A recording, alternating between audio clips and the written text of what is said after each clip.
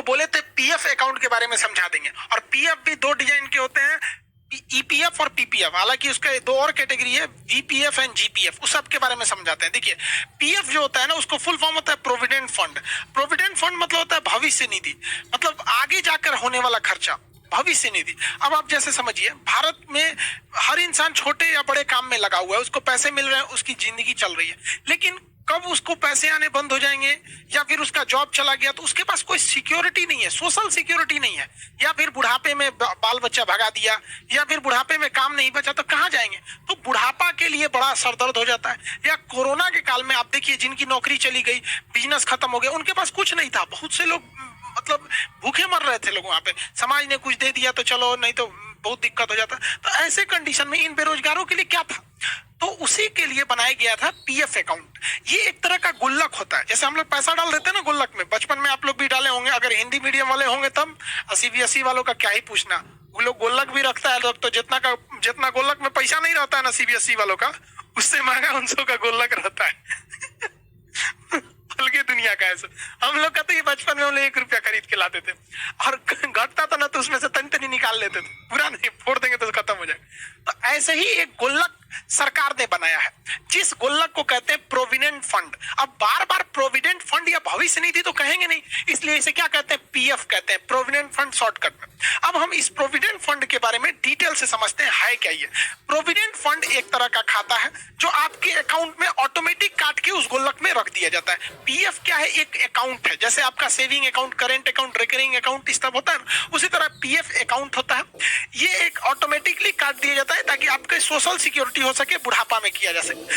ये long time के लिए होता है, ये नहीं कि आज रखे 2 साल बाद निकाल दे। ये बुढ़ापा वगैरह के लिए होता है, 10 साल, 20 साल, 40 साल, इस तरह बुढ़ापा के लिए लॉन्ग टाइम, और एकदम सिक्योर मनी होता है। ये ना लूट सकता है ना कुछ, इसकी गारंटी सरकार लेती है, रिस्क फ्री होता है। जैसे शेयर मार्केट कैसे रिस्क वाला होता है, राजा बना देगा तो भिखारी बना देगा, उस तरह से होता है ये प्रोविडेंट फंड यानी पीएफ अकाउंट। अब ये पीएफ अकाउंट 2 टाइप का होता है। एक मतलब जो नौकरी करने वाले लोग हैं उनके लिए एम्प्लॉयड प्रोविडेंट फंड, ईपीएफ, ई से एम्प्लॉयड, अब प्रोविडेंट फंड ईपीएफ हो गया।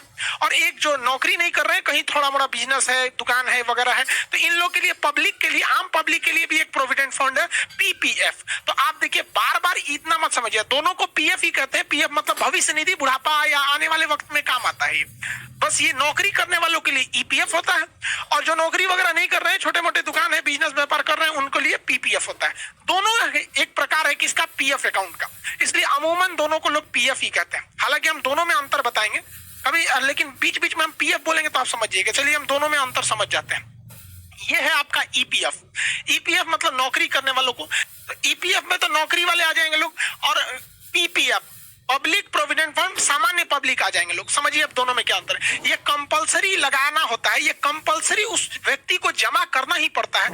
ये कंपनी की जिम्मेदारी होती है, जिस कंपनी में 20 से ज्यादा कर्मचारियों को वेतन मिल रहा होता है। ठीक है, 20 से ज्यादा। अब जैसे मेरे पास अगर 16 कर्मचारी है तो हम पीएफ उनका नहीं खुलवाएंगे, लेकिन जिस कंपनी में, चाहे वो सरकारी हो चाहे वो प्राइवेट हो, तो उसमें क्या करती है कंपनी की जिम्मेदारी रहती है कि उस बंदे का एक गुल्लक यानी खाता खुलवा दे, उसे कहेंगे पीएफ अकाउंट करें। ये कितना दिया जाता है वर्कर्स को, मैं मतलब 12%। जैसे उसकी जितनी सैलरी देनी है ना, तो कंपनी क्या कहती है, उसको फुल सैलरी नहीं देगी, उसमें से 12% क्या करेगी, भैया तुम पीएफ में भर दो, और जब तुम रिटायर होगे या नौकरी छोड़ के जाओगे तो हम ये खाता तुमको दे देंगे, ताकि फ्यूचर में यही पैसा रिटायरमेंट के टाइम पे मिलता है। तो लोगों को लगता है सरकारी में रिटायरमेंट में दुकान मिलता है, भैया वो हर महीने काट काट के रखा है, रिटायर होइएगा तो एक के बार दे देता है। समझ में, ये नौकरी करने वालों को। ऐसा नहीं कि केवल सरकारी, जैसे आप जियो में काम करिएगा, टाटा में काम कीजिएगा, उसमें 20 से ज्यादा कर्मचारी होते हैं, तो उसमें आपका भी पीएफ अकाउंट खुलेगा। और आप एम्प्लॉय हैं तो आपके पीएफ अकाउंट के पहले क्या लगा दिया जाएगा, जैसे आप पीएफ तो प्रोविडेंट फंड हो गया, एम्प्लॉय है तो ईपीएफ हो जाएगा।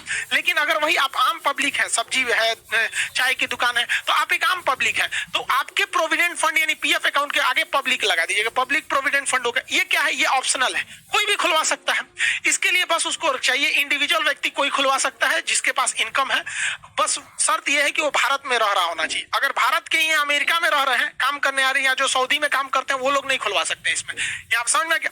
अब बात आती है ये गोलकवा रहता कहाँ है, कहाँ गुल्लक रहता है। तो आम पब्लिक को कहा जाता है कि आम पब्लिक का जो पीपीएफ अकाउंट अकाउंट होता है यानी पीपीएफ, वो कहा जाता है कि आप या तो बैंक में खुलवा लीजिए या तो फिर आप पोस्ट ऑफिस में खुलवा लीजिए, आपके लिए कोई रोक टोक नहीं है, आप कहीं पे खुलवा सकते हैं। लेकिन जो कर्मचारी होते हैं, इंप्लॉय होते हैं, उनके लिए एक अलग बैंक है, वो उसको दुनिया के किसी आदमी से मतलब नहीं है, उसका काम है गुल्लक रखना, उसका नाम है ईपीएफओ। ई से हो गया तो ईपीएफ तो है, ओ लगा दीजिए, EP employed provident fund organisation. EPFO एक ऑर्गेनाइजेशन है जिसका काम है, जो सरकारी या प्राइवेट कंपनी में जो काम करता है उसका पैसा अपने पास रखता है और कहता है हम रिटायरमेंट के टाइम देंगे। हम क्या देंगे रिटायरमेंट के टाइम, और जितना दिए है ना उसमें से और बढ़ा के देंगे। समझ में आ गया कि नहीं आ गया? तो बस अंतर यही होता है कि जो इंप्लॉय लोगों का अकाउंट खुलता है वो ईपीएफओ के अंडर में खुलता है, और जो पब्लिक आम पब्लिक के लिए पीपीएफ खुलता है वो बैंक और पोस्ट ऑफिस में खुलता है। अब इसके लिए जिम्मेदार है श्रम मंत्रालय, उसके लिए श्रम मंत्रालय जिम्मेदार है, और इसके लिए बैंकिंग सिस्टम जिम्मेदार है यानी आरबीआई है।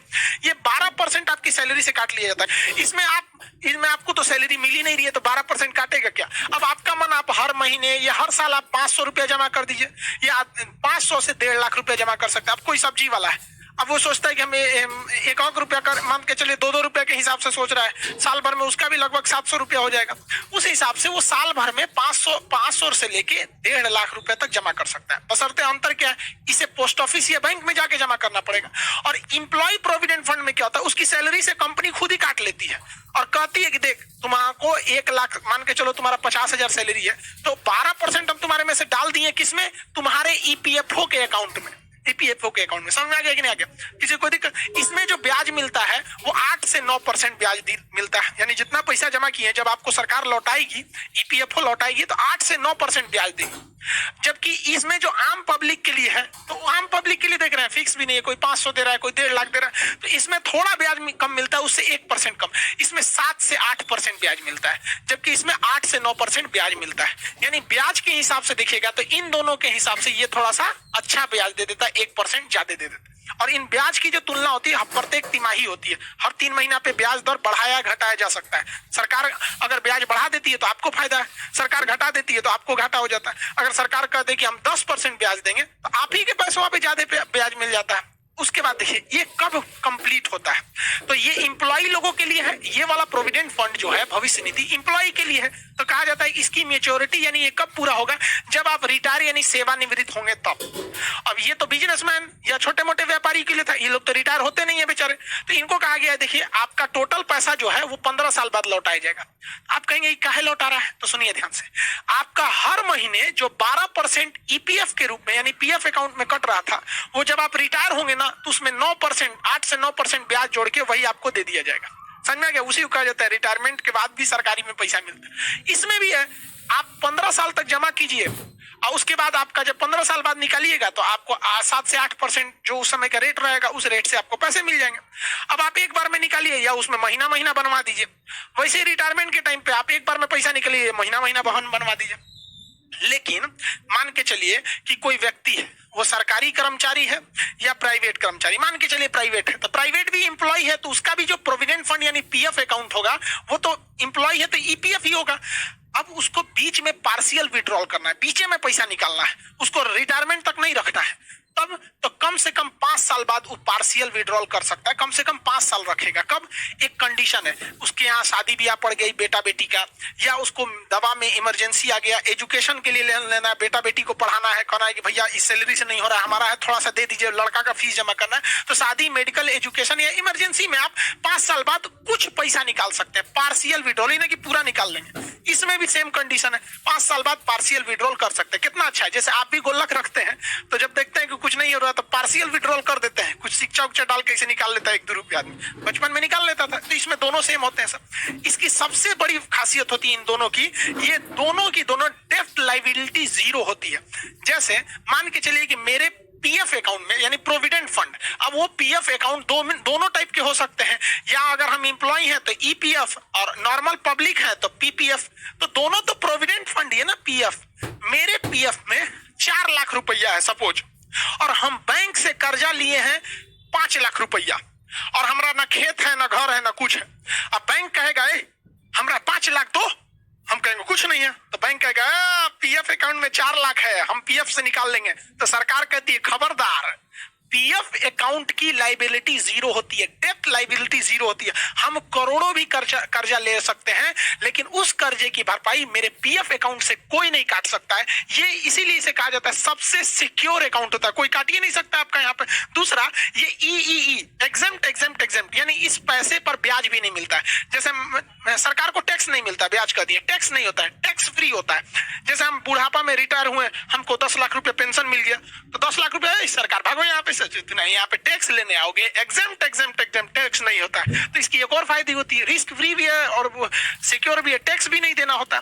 अब ये जो पीएफ अकाउंट होता है, प्रोविडेंट फंड, चाहे वो इंप्लॉय का प्रोविडेंट फंड हो या आम पब्लिक का प्रोविडेंट फंड हो, यानी पीपीएफ हो या ईपीएफ हो, ये एक इंसान का एक ही खुलता है।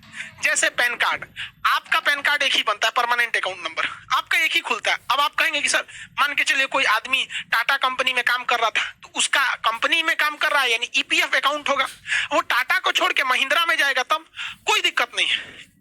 ईपीएफओ जो डिपार्टमेंट है कहती है कि उसका जो अकाउंट है ना, जिसमें 12% टाटा डाल रहा था, टाटा छोड़ दिया ना, कोई दिक्कत नहीं, इसी अकाउंट में महिंद्रा डाल देगा। कल को महिंद्रा छोड़ के जियो में काम करने लगा, कोई बात नहीं, जियो इसमें डाल देगा। यानी एक व्यक्ति का पीएफ अकाउंट, चाहे वो ईपीएफ हो या पीपीएफ हो, लाइफ में एक ही खुलता है, दोबारा दूसरा नहीं खुलता है। जैसे आप यूट्यूब पर एडसेंस एक नाम से एक ही बनता है, उससे ही ऐड का पैसे उसमें आते हैं सब, तो ये एक इंसान का एक ही बनता है, इसमें कोई दिक्कत नहीं होता है।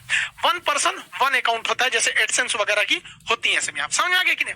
इसमें कितना जमा करना होता है? 12%। इसमें 500 से लेके 1.5 लाख। तो आप समझ गए पीएफ अकाउंट। अब इसी पीएफ को लोग, इंप्लॉय है तो कहता है हमारा ईपीएफ है, और नॉर्मल आदमी है, पब्लिक है तो कहता है पीपीएफ है। यहाँ पे दोनों में कोई खास का अंतर नहीं है। लेकिन समझिए, कुछ इंसान ऐसे होते हैं जिनका खेत भी है, कहीं पे बिजनेस खेती चल रहा है, अच्छा खासा लाखों रुपए खेती से आ रहा है, तो कहता है कि यार हम अपनी सैलरी से बुढ़ापा के लिए महज 12% कटवा रहे हैं, हम चाहते हैं कि 12% से ज्यादा कटवा दे, 50% कटवा दे। तो सरकार कहेगी ना, हमरा 12% कटबे करेंगे, हमरा इंप्लॉय का हम कितना काटते हैं? 12% ही काटते हैं। हम पीएफ के अकाउंट में जो इंप्लॉय है उसका हम कितना काटते हैं? 12% काटते हैं। तो क्या करना, हमरा ज्यादा काट लीजिए, क्योंकि अभी जवानी में हमको पैसा की कोई कमी नहीं है, इधर उधर से आ जा रहा है, ससुरालों से कुछ पैसा मिल जाता है। तब इसके लिए कहा गया है कि अगर गवर्नमेंट इंप्लॉय है, कौन है? गवर्नमेंट इंप्लॉय, और वह गवर्नमेंट इंप्लॉय कहता है कि हमको ज्यादा पैसा कटवाना है, हमको क्या कटवाना है? ज्यादा पैसा कटवाना है। तो सरकारी इंसान जब कभी भी कहता है कि नहीं, हमारा जो 12% का लिमिट है, इससे हम ज्यादा पैसा रखना चाहते हैं ताकि हमको बुढ़ापा में ज्यादा मिले, तो ऐसे प्रोविडेंट फंड को, ऐसे भविष्य निधि को हम जनरल प्रोविडेंट फंड कहते हैं, जीपीएफ कहते हैं। ये केवल सरकारी इंप्लॉय ही इसको कर सकते हैं। तो जीपीएफ वही खुलवा सकता है ना जिसका पहले से ईपीएफ यानी इंप्लॉयड प्रोविडेंट फंड हो। अब मान के चलिए कोई टाटा में काम कर रहा है, कोई रिलायंस में काम कर रहा है, कोई महिंद्रा कंपनी में काम कर रहा है, तो वो कंपनी भी अपने कर्मचारियों के लिए क्या करती है? ये कंपनी भी अपने कर्मचारियों के भविष्य के लिए इंप्लॉयड प्रोविडेंट फंड दे रही होती है। तो ये कंपनी वाले भी, प्राइवेट कंपनी के कर्मचारी भी अगर कहते हैं कि नहीं, हमें जवानी से ज्यादा बुढ़ापे में पैसा की जरूरत है, हम भी अपने 12% वाले लिमिट से बढ़वाना चाहते हैं, तो उनके प्रोविडेंट फंड यानी उनके भविष्य निधि को कहते हैं वॉलेंट्री प्रोविडेंट फंड। वो अपने मर्जी से ज्यादा देना चाहता है, वॉलेंट्री प्रोविडेंट फंड। तो जब कभी भी आप लिमिट क्रॉस करते हैं, तो ये क्रॉस द लिमिट को दिखाता है कि जो 12% का लिमिट है, अगर कोई सरकारी कर्मचारी अपना ईपीएफ अकाउंट यानी जो उसका ईपीएफ है, इंप्लॉयड प्रोविडेंट फंड, अगर वो 12% से ज्यादा दे रहा है, सरकारी है तो जीपीएफ, 12% से ज्यादा दे रहा है तो इसे वीपीएफ होता है। ये नॉर्मली हम आपको बता रहे हैं। ईपीएफ में मैक्सिमम जो होता है 9% मिलता है, जबकि आम पब्लिक के लिए पीपीएफ में 8% मिलता है। उस हिसाब से तो इंप्लॉयड वाला थोड़ा सा ठीक ठाक है, लेकिन इन दोनों से अच्छा एक भविष्य निधि है, रिटायरमेंट के लिए स्पेशल प्रोग्राम है, उसका नाम है एनपीएस, नेशनल पेंशन स्कीम। ये पेंशन के लिए ही बना ही है। अब अगर आप ध्यान से देखेंगे तो ईपीएफ जो है इंप्लॉयड के लिए 1952 से बना हुआ है, और जो आम पब्लिक के लिए बनाया गया है 1968 में। यानी पीपीएफ जो आया था, ये आम पब्लिक के लिए प्रोविडेंट फंड, वो 1968 में आया था, और इंप्लॉयड के लिए 1952 में आया था। और ये 2004 में नेशनल पेंशन स्कीम आया। ये कहा गया कि भैया इसके लिए कोई एज लिमिट नहीं है, 18 साल का लड़का है अगर वो भी जो सोचता है कि बुढ़ापा में हमको पेंशन मिले, तो 18 से 65 साल का आदमी, कोई भी ये ऑप्शनल है, वो हिंदुस्तानी रहना चाहिए, वो इसमें खुलवा सकता है। लेकिन इसका पैसा आपको रिटायरमेंट के बाद मिलेगा, क्योंकि इसका नाम है नेशनल पेंशन स्कीम। तो ये 60 साल तक इसकी मेच्योरिटी होती है, यानी आपको इसमें 60 साल तक पैसे डालने हैं। अब इसमें भी आप पार्शियल विड्रॉल कर सकते हैं। 5 साल बाद शादी पड़ गया, बाल बच्चों का इमरजेंसी आ गया, एजुकेशन में डालना है, तो आप पार्शियल विड्रॉल कर सकते हैं। लेकिन सबसे मुश्किल पैसा निकालना है तो इसी में है। इसकी लिक्विडिटी एकदम लो होती है, ये आपको जल्दी पैसा निकालने नहीं देता है सब। जबकि देखिए, अगर आप पीपीएफ देखिएगा या ईपीएफ देखिएगा, यानी इन दोनों प्रोविडेंट फंड में, तो पार्शियल विड्रॉल थोड़ा इजी था, लेकिन इसमें पार्शियल विड्रॉल बहुत ही टफ होता है। क्यों टफ होता है? क्योंकि जब आप कभी भी इसमें पैसा डालते हैं ना, तो कंपनी क्या करती है, आपके पैसे को थोड़ा सा म्यूचुअल फंड में इन्वेस्ट कर देती है और कुछ बॉन्ड में इन्वेस्ट कर देती है। तो कंपनी कमाती है और आपको ज्यादा पैसा दे देती है। तो ये थोड़ा रिस्की होता है। इसमें क्या करते हैं, रिस्की होता है। इसमें भी आपको डेप्थ से कोई मतलब नहीं है, आप कितना भी कर्जा लिए रहेंगे, आपके एनपीएस अकाउंट से आपको पैसे नहीं काटे जाते हैं। ये भी टैक्स फ्री होता है, एग्जेम्प्ट। इसमें लगभग आपको 10% रिटर्न मिल जाता है, 10%। जबकि आप याद कीजिए, जो आपका पब्लिक प्रोविडेंट फंड था आम पब्लिक के लिए, उसमें मैक्सिमम जो मिल रहा था आपका 8% था।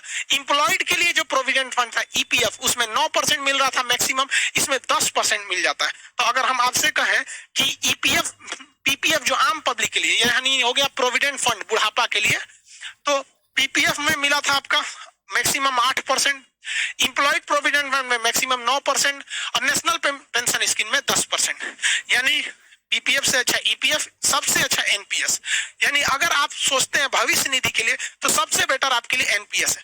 लेकिन ये सब के सब आपको कहने के लिए है। आप देखिएगा तो हर साल महंगाई भी लगभग 8 से 10% बढ़ जाती है, तो आपको 10% एक्स्ट्रा मिलेगा, तो आप समझिए उस समय तक तो उतनी महंगाई मिलके आपको बराबर कर दी चुकी रहेगी, बहुत ज्यादा प्रॉफिट नहीं देगी। ये आपको सिक्योरिटी देती है, बहुत प्रॉफिट नहीं, बहुत ज्यादा प्रॉफिट के लिए फिर आपको स्टॉक मार्केट या म्यूचुअल फंड, स्टॉक मार्केट में सेंसेक्स या निफ्टी में और बिटकॉइन वगैरह में होता है।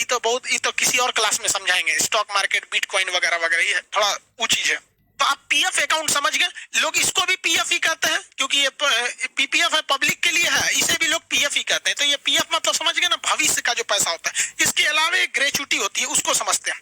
देखिए, ग्रेच्युटी का मतलब होता है बोनस का पैसा, जो पुराने कर्मचारियों को दिया जाता है, ग्रेच्युटी उसे बोलते हैं। जो भी कंपनी, चाहे वो सरकारी हो चाहे वो प्राइवेट हो, जिसमें 10 से ज्यादा कर्मचारी काम करते हैं, किससे ज्यादा कर्मचारी, 10 से ज्यादा कर्मचारी काम करते हैं, उन्हें एक बोनस यानी ग्रेच्युटी देनी पड़ती है। ये नियम 1972 में लाया गया था, लेकिन ये सबको नहीं दिया जाता है। जो कर्मचारी एक ही कंपनी में बिना मतलब बीच में इन्हें कि 6 महीना दूसरे कंपनी में चल गए, एक ही कंपनी में अगर कोई कर्मचारी 5 साल या उससे ज्यादा काम कर दिया है, तो वो आपका भरोसेमंद है, पुराना है, और आपकी कंपनी में 10 से ज्यादा वर्कर है, यानी थोड़ी बड़ी कंपनी है, तो ऐसे इंसान को बोनस पैसे दिए जाते हैं। अब आप कहेंगे कितना पैसा, तो साल जब खत्म होता है तो उसको 15 दिन का एक्स्ट्रा पैसा दे दिया जाता है, 15 days extra salary per year. तो एक साल में 365 दिन का उसको सैलरी देते हैं। लेकिन अगर वो कर्मचारी 5 साल से पुराना, हालांकि गवर्नमेंट इसे 3 साल करने वाली है बहुत जल्दी, तो उसे आपको 15 दिन का एक्स्ट्रा ग्रेच्युटी देना पड़ता है। यानी आप निकाल सकते हैं आधे महीने की सैलरी। अगर मान के चलिए कोई इंसान आपके साथ 6 साल से काम कर रहा है और उसको आप हर महीने सैलरी देते हैं 20,000 रुपया, तो 20,000 माने महीने का सैलरी 20,000, तो 15 दिन का कितना हुआ, 10,000 हुआ ना जी। 15 दिन का तो देना है, 15 दिन का 10,000, तो उसको डेली 20,000 महीना देते रहिए। उसके बाद कहिए तुम बहुत पुराने हो, चलो साल का फर्स्ट खत्म हो गया, साल नया साल मुबारक, इस साल की सैलरी देंगे। 15 दिन का तुम्हारा 30 दिन का होता है 20,000, 15 दिन का लोगों 10,000 लोगों, ठीक है। हालांकि देखेंगे तो ग्रेच्युटी निकालने का फॉर्मूला भी होता है। फॉर्मूला होता है जो आपकी बेसिक सैलरी दिए गए, उसके बाद जो डेयरिंग अलाउंस दिए गए हैं, महंगाई वगैरह का भत्ता, इन दोनों को जोड़ दिया जाता है, फिर 15 से गुणा कर दिया जाता है, फिर कितने टेन्योर, कितने साल से आप उसमें काम कर रहे हैं, 6 साल 7 साल 10 साल, और उसमें 26 दिनों से भाग दे दिया जाता है। क्योंकि ग्रेच्युटी निकालते समय महीने को 26 दिन का ही रखा जाता है, संडे हटा के रख दिया जाता है। तो इस हिसाब से अगर मान के चलिए कि कोई आदमी है जिसकी सैलरी है 40,000 रुपया और 12,000 रुपया उसको डीए मिल रहा है, यानी टोटल उसकी सैलरी कितनी हो जाती है, सैलरी प्लस डीए मिला के 52,000 रुपया। तो ग्रेच्युटी निकालने के लिए इन दोनों को जोड़ दिया जाता है, तो दोनों को जोड़े हैं तो 52,000 रुपया यहाँ लिख देते हैं, 52,000 गुड़े कितना दिन का सैलरी देना है, तो 15 से यहाँ गुणा कर देते हैं। मान के चलिए यह व्यक्ति 10 सालों से काम कर रहा है, इसका टेन्योर यहाँ कितना लिख देते हैं, 10 साल बटा कितना से भाग देना है, 26 से। जब आप 26 से भाग देंगे तो 26 दूनी 52, यहाँ हो जाएगा 2,000, यहाँ कितना हो जाएगा 2,000, बस तो इस तरह देख रहे हैं आप, इसका 10 साल का टोटल ग्रेचुटी आ रही है 3 लाख रुपए। तो हर साल का 10 साल का ना जी, हम तो यहाँ 10 साल निकाल देंगे ना टोटल टेन्योर का, कि 10 सालों में इसे ग्रेचुटी के रूप में 3 लाख, तो हर साल इसे ग्रेचुटी कितनी मिलेगी? तो 10 साल का 3 लाख है तो हर साल का 30,000 रुपया। तो इस प्रकार इसे ग्रेचुटी मिलेगी। तो ये एक प्रकार का क्या चीज है? बोनस होता है। बैंकिंग में अभी अगला टर्म जो आपको बताएंगे एनईएफटी, आरटीजीएस और आईएमपीएस, और उसके सबके ऊपर ही आ गया है यूपीआई, और सबके ऊपर बाप बैठा है एनपीसीआई, ये अम्ब्रेला है। इसके बारे में आप नेक्स्ट वीडियो में समझाएंगे। I hope